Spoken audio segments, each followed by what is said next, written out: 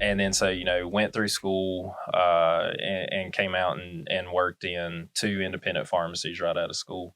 And I enjoyed talking to people. Like I still enjoy that. And I miss that if we're being honest. But the satisfaction wasn't there maybe. And it was hard for me to kind of like, I don't want to say sleep at night, but it was hard for me to know that I knew all these really cool things that could help people. But Was this sorry? Was this during your like P4 year when you realized this, or this is after you no, graduated? after, Gotcha, yeah, gotcha. yeah, it was probably 4 years after I'd graduated. And so like I had this like bevy of knowledge, and then just couldn't use it in that setting. So I got within the state system at J. Iverson Riddle Developmental Center. Okay, okay. Amazing place. Amazing place. At the time, we had about 300 folks, IDD, intellectually and developmentally disabled. A group that we took incredible care of. And so I took over just like a clinical pharmacist role there. And yeah, like done some good things there, made some progress, started a couple initiatives. And then the director at the time retired. So I took over director of pharmacy services just at Riddle. And kept digging, like made some changes and some plans and things of that nature, both financially and clinically. And then the role that I'm in now, chief pharmacy officer for all these DSOL facilities, that role came open.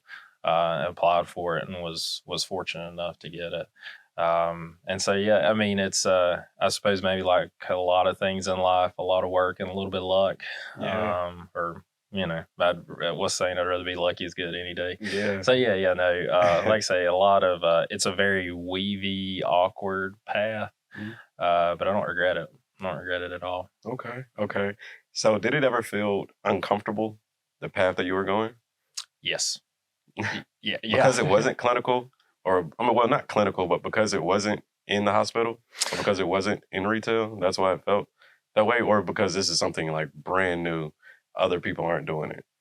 So no, it's a great question. So when I first came to Riddle in the more clinical role, it was a little uncomfortable just because like I had the hospital training through school and I'd had the retail training through work, but that's like a kind of sort of nuanced long-term care set. I mean, it's not considered technically long-term care, but it functions in that capacity.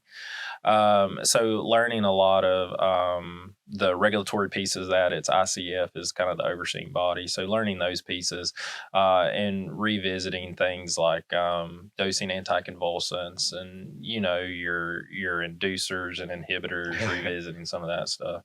But overall, that was a subset of knowledge that I had. I just kind of had to unlock it and revisit it. The true kind of and you get through it uncomfortable. The role that I'm in now, like I didn't get trained on contracts, Oh, things of that nature. Like there's a right. lot of things I do right now that you just don't learn about in school because it is such a unique spot. And oh, by the way, like the day that I took over in that role was like literally the first day COVID vaccines came out. Perfect timing. So it's like this job that like I know about it, but I need to learn it. And then I don't know, the biggest vaccine rollout in human history. History. Yeah, sound about Yeah. right. So there were some sleepless nights in there in the beginning. But I mean, we vaccinated our folks, like our residents, the staff. And then the therapeutics hit with your monoclonal antibodies, remdesivir, Paxlovid, molnupiravir, you name it. So it was a stressful and, as you put it, uncomfortable time, Yeah, but kind of more level footing. Day in and day out becomes. I don't want to say routine because each day has a challenge, right. but you feel prepared to handle it.